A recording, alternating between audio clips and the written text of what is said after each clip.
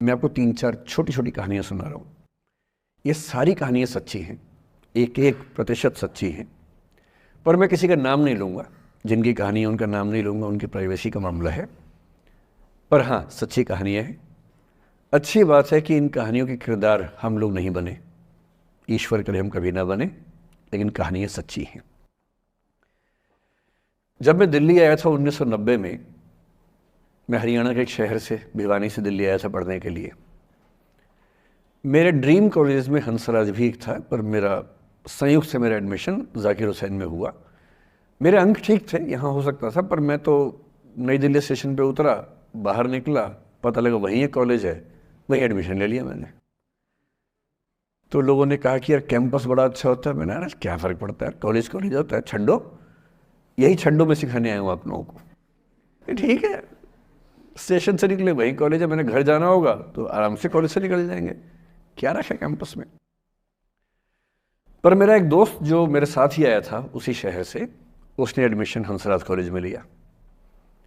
मैं और वो स्कूल के डिबेटर्स थे। डिबेटिंग में हम लोग स्कूल टाइम से काफ़ी एक्टिव थे। डीयू में आए तो यहाँ भी एक्टिव रहे। डीयू में मैंने करीब 5 साल डिबेटिंग की और मेरा ख्याल है कि लगभग 300-400 डिबेट्स मैंने जीती होंगी डीयू में, कुछ हरी भी होंगी, लेकिन मैंने खूब डिबेट, वो मेरा दरअसल दाना पानी था, रोजी रोटी मेरी वही थी कॉलेज के दिनों में। घर से पैसे मैं लेता नहीं था, मिलते भी नहीं थे, देना क्या था, ऐसी स्थिति भी नहीं थी उस समय मेरे घर में कि मिल सके।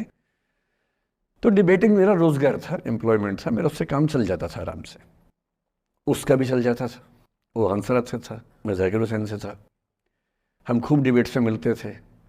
अक्सर ट्रॉफी या तो हम जीते थे या वो जीतता था, कोई भी जीते रूम पे ही आती थी, क्योंकि हम रूममेट्स थे, एक साथ ही रहते थे। वो मुझसे योग्यताओं के मामले में 21 था, बल्कि अगर वो 21 था तो मैं 15 ही रहा हूँगा या 12 रहा हूँगा, 22 या 21 तो नहीं रहा हूँगा, मुझसे बेहतर था योग्यताओं में, बड़ा अच्छा व्यक्ति था। ग्रेजुएशन के बाद मैंने एमए हिंदी साहित्य में एडमिशन लिया, जबकि बीए ऑनर्स हिस्ट्री में किया था मैंने। उसने तय किया कि वो कुछ और करेगा, प्रोफेशनल कोर्स करेगा, नौकरी करेगा, तो वो चला गया दिल्ली से। मैं दिल्ली में रहा। फिर मैं एमए के बाद तैयारी करने लगा यूपीएससी की। तब तक मैं यूजीसी जेआरएफ कर चुका था। पहला अटेम्प्ट दिया, प्रीलिम्स हो गया। मेंस मेरा 96 के मेंस की बात कर रहा हूँ, मेंस शुरू होने वाला था, 2 दिन रह गए थे। करीब 10 दिन पहले वो मेरे पास आया हुआ था दिल्ली में, मिलजुल के अच्छे से बात करके गया था। उन दिनों उसका एक प्रेम संबंध कहीं हमारी ही एक मित्र के साथ चल रहा था। हम सब दोस्त थे, तो उनमें से 2 लोगों का आपस में का अफेयर था। मुझे नहीं पता क्या हुआ, लेकिन मेरे मेन एग्ज़ाम से 2 दिन पहले रात को 12 बजे एक फ़ोन आया और ये बताया गया कि मेरे दोस्त ने फंदा लगा के अपनी जीवन लीला समाप्त कर ली है। वो दिल्ली से दूर था कहीं, और जिस व्यक्ति के बारे में मेरी राय ये थी कि उतना जीवट वाला व्यक्ति कोई हो नहीं सकता, जो ज़िंदगी से हार सकता ही नहीं, जिसके होने से कई लोग हमेशा जीता हुआ महसूस करते हैं, वो चुपचाप एक बंद कमरे में ज़िंदगी से हार गया। मैं आज तक नहीं समझ पाया कि ऐसा कैसे हुआ। बाद में टटोला, उसके पेरेंट्स से बात हुई, भाई से बात हुई, उन्होंने उसकी याद में एक सोशल वर्क शुरू किया ताकि किसी और बच्चे को ऐसा ना करना पड़े। तो जो हल्का हल्का अनुमान हुआ वो है कि शायद कुछ ऐसा था रिलेशनशिप में जो नहीं संभल पाया था, और रिश्ता टूट ना जाए इसका दबाव बहुत ज़्यादा था, और वो दबाव झेल नहीं पाया। इस उम्र में ऐसा फेज़ आता है, कई बार आता है। ये एक कहानी है, हंसराज कॉलेज से ही जुड़ी है, इसलिए मैंने सोचा कि वहीं से बात शुरू करूँ। नाम जैसा कि मैंने कहा मैं नहीं बताऊंगा, तो नाम बताने का मतलब भी नहीं। और वो जिसकी मैं कहानी सुना रहा हूँ, आप लोगों के जन्म से पहले की बात है। आप तो सब 21वीं सदी वाले बच्चे होंगे ना, जेन ज़ी होंगे आप सब लोग, तो ये तो बहुत पुरानी बात है। एक दूसरी कहानी सुनाता हूँ। मैं आपको 2-3 कहानियाँ सुनाऊंगा, फिर उन सबका सार निकाल लेंगे एक साथ हम लोग। दूसरी कहानी ये है कि जब मेरा सिलेक्शन हो गया 97 में, 96 अटैम्प्ट में पहली बार में मेरा सिलेक्शन हो गया था, मैं एक्सटेंशन लेके तैयारी कर रहा था, और डीयू में मैं पढ़ा भी रहा था उस समय। तब मैं शायद डीएवी कॉलेज में था या अग्रसेन, मैं 2 जगह पढ़ाया डीयू में, तो उनमें से किसी कॉलेज में पढ़ा रहा था उस समय में। तो उस समय एक लाइब्रेरी है कैंपस में ही, सेंट्रल रेफरेंस लाइब्रेरी, आप जानते होंगे, CRL बोलते हैं, जो विवेकानंद जी की स्टैच्यू है उसके सामने ही वो लाइब्रेरी है। उस लाइब्रेरी में नीचे सब बैठ के पढ़ते हैं और टॉप फ्लोर पे रिसर्च फ्लोर है जहाँ MPhil PhD वाले बच्चे पढ़ते हैं। मैं उस समय शायद PhD कर रहा था या MPhil खत्म हुई थी, वहीं बैठता था, पढ़ता था रोज़। कई दोस्त पढ़ते थे हम लोग वहाँ। हम सुबह 8 बजे लाइब्रेरी खुलते ही वहाँ घुसते थे, रात को 1 बजे निकलते थे लाइब्रेरी बंद होने के समय। तो वहाँ एक छत थी, छत पे छोटी सी कैंटीन थी जहाँ हम लोग जब जब बोर होते थे दिन में 3-4 बार जाके चाय पीते थे। चाय पी ली, बिस्किट खा लिया, थोड़ी गप्पे मार ली, वो सब वहाँ करते थे। तो वहाँ मेरे बहुत सारे दोस्त थे, उनमें से कई लोग अब बहुत सीनियर सिविल सर्वेंट्स हैं, कुछ लोग प्रोफेसर्स हैं डीयू में। 2 बच्चे थे मुझसे जूनियर, 3-4 साल जूनियर थे, बड़े प्यारे बच्चे थे। मुझे उस समय तक पढ़ाई लिखाई का शौक अच्छा खासा हो गया था, तो वो रोज़ मेरे साथ बैठते थे केवल बात करने के लिए, किसी मुद्दे पर बहस करनी है तो बहस होती थी, समझते थे। फिर मुझे पता लगा कि वो दोनों रिलेशनशिप में हैं, रिश्ते में हैं, दोनों ने शादी भी कर ली। उनकी योजना डीयू में पढ़ाने की थी या सिविल सर्विस की भी थी शायद, पता नहीं। मेरा इंटरेक्शन बहुत ज़्यादा उसके बाद रहा नहीं उनसे, क्योंकि मैं सर्विस में चला गया था। इतने जिज्ञासु बच्चे थे दोनों, इतने जिज्ञासु कि उनसे मिलकर तबीयत खुश हो जाती थी, कि हर चीज़ जानने का मन करता था उनका, हर विषय पढ़ने का मन करता था। एकदम जीवन से भरे हुए बच्चे, आंखों में चमक ऐसे। फिर दोनों की शादी हुई तो मैं शादी में जा नहीं पाया, क्योंकि मेरा रिश्ता सिर्फ लाइब्रेरी में 1 घंटा गप मारने वाला था, उससे ज़्यादा था नहीं रिश्ता उनके साथ। फिर सुनता रहता था कि मैं सब बढ़िया चल रहा है, पढ़ाई कर रहे हैं, तैयारी कर रहे हैं। इंटरकास्ट मैरिज की उन लोगों ने, खूब हंगामा हुआ, दोनों घर में तलवारें खींच गई, किसी तरह से तलवारें संभाली गई, मैनेज हुआ, दोनों साथ रहने लगे।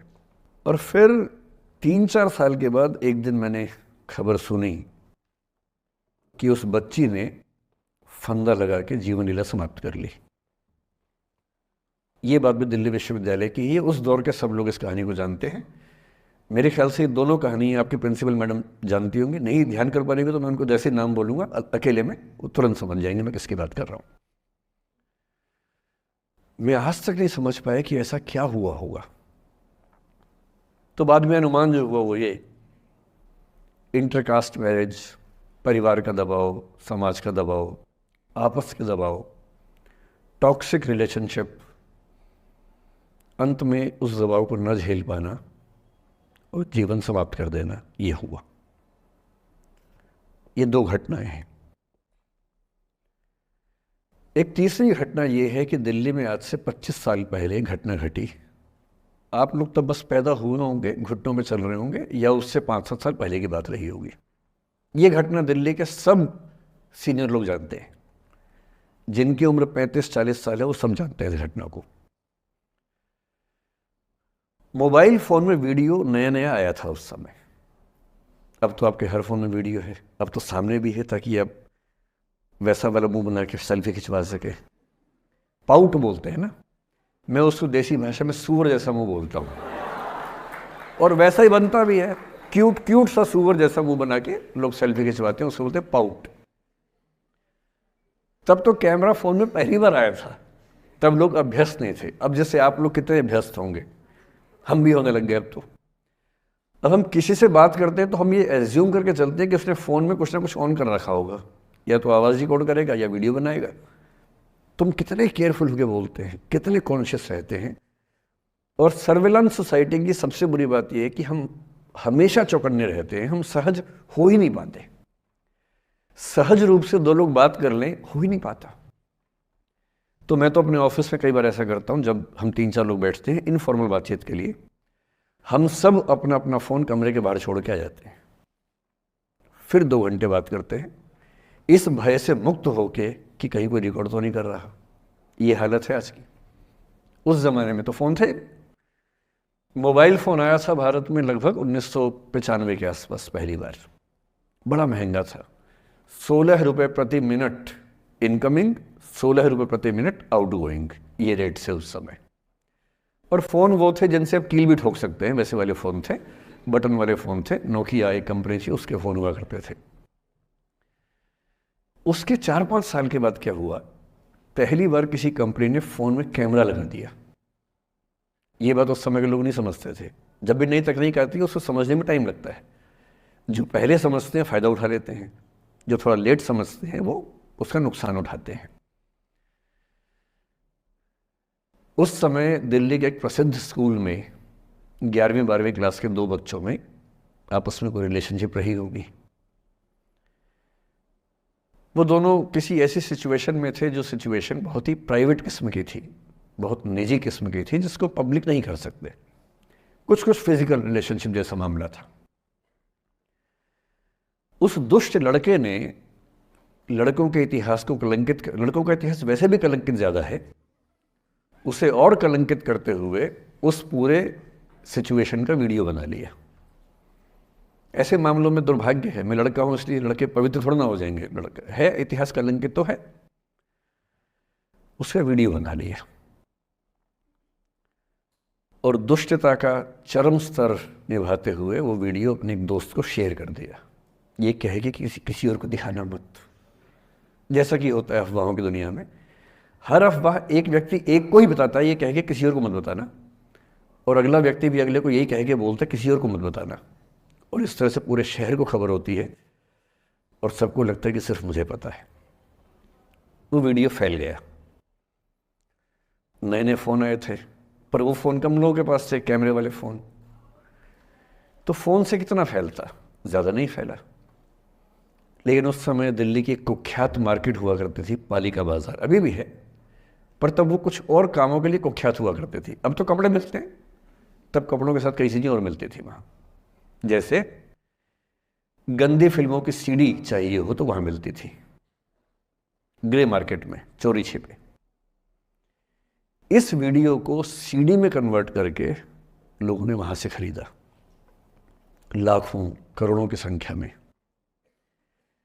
नए नए टेलीविज़न चैनल प्राइवेट आए थे, और प्राइवेट टीवी चैनल को खबरों की भूख इतनी होती है कि वो खबर के लिए जान दे सकता है और जान ले भी सकता है किसी की।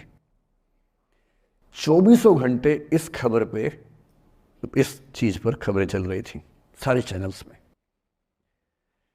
कि ये वो लड़का है जिसने ऐसा किया, ये वो लड़की है, ये वो स्कूल है, इस स्कूल की प्रिंसिपल से बात करेंगे, इससे बात करेंगे। वो जो बच्ची थी जिसकी इसमें कोई गलती नहीं थी, सिवाय इसके कि वो किसी एक लड़के से प्रेम करती थी, जो कि उस उम्र में बच्चे कर बैठते हैं। इसके लिए बहुत चिल्लपौनी मचानी चाहिए।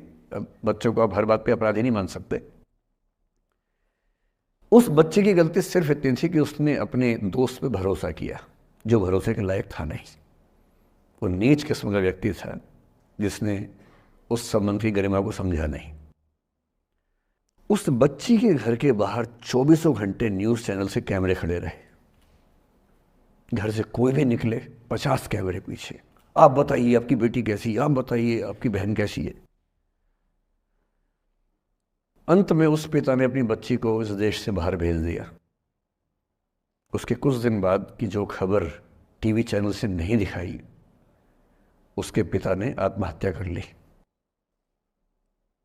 ये तीसरा इंसिडेंस है। ये सारी खबरें सच्ची बता रहा हूं मैं, इनमें से एक भी झूठ नहीं है। झूठी कहानियों से मोटिवेशन दिया जा सकता है, मैं जानता हूं, पर जब सच्ची कहानियां हैं तो मैं झूठ क्यों बोलूं? सारी सच्ची कहानियां बता रहा हूं मैं आपको। एक चौथी कहानी जो आप में से कई लोगों की होगी। मेरा एक स्टूडेंट है, सिविल सर्वेंट है, सीनियर लेवल पे है, करीब 40 साल का है। उसने आज तक शादी नहीं की। क्या उसकी शादी करने की इच्छा नहीं थी? पूरी इच्छा थी। फिर क्यों शादी नहीं की? भाई कुछ लोग तो होते हैं कि शादी करनी ही नहीं, कोई मिशन है। योगी जी हैं, मोदी जी हैं, ठीक है, उनका तो मिशन है। ममता जी है, उनका मिशन है। पर जिसका जीवन में ऐसा कोई मिशन नहीं है और जिसको प्रेम करने का मन भी करता हो, वो तो शादी करता है आमतौर पे। उसने शादी क्यों नहीं की जानते हैं? जब वो 25-26 की उम्र में था, जब वो मेरा विद्यार्थी भी था, एक दिन मेरे पास आके बोला कि सर एक बात करना चाहता हूँ। मुझसे मेरे स्टूडेंट्स ऐसी बातें खूब करते हैं पर्सनली आके, अब तो मैं टाइम कम दे पाता हूँ, पहले तो ये सब होता रहता था क्लास के अलावा। एकदम रोता हुआ आया, आंखों में आंसू भरे हुए बहुत सारे। मैंने क्या हो गया भाई? तो फिर उसने किसी का नाम बताया कि सर वो ही मेरी स्टूडेंट थी, कि सर उसके साथ रिलेशनशिप थी, उसने धोखा दिया है मुझे। अच्छा, धोखा देने वाली कहानियाँ मुझे बहुत अपील नहीं करती। मेरा मानना है कि दोनों पक्षों की गलतियाँ होती हैं। आप केवल अपने पर्सपेक्टिव से सोच सोच के धोखा करते रहते हैं, ऐसा थोड़ा ना होता है भाई। कुछ तो मजबूरियाँ रही होंगी, कोई यूं ही बेवफा नहीं होता, कुछ तो वजह होगी ना। आप थोड़ा उसकी वजह, उसका भी तो, उसकी कहानी भी तो सुनिए। और मैं जब जब दोनों कहानियाँ सुनता हूँ मुझे लगता है कि मामला ग्रे है। आप किसी एक पे उंगली उठा ही नहीं सकते कि इसने ऐसा किया।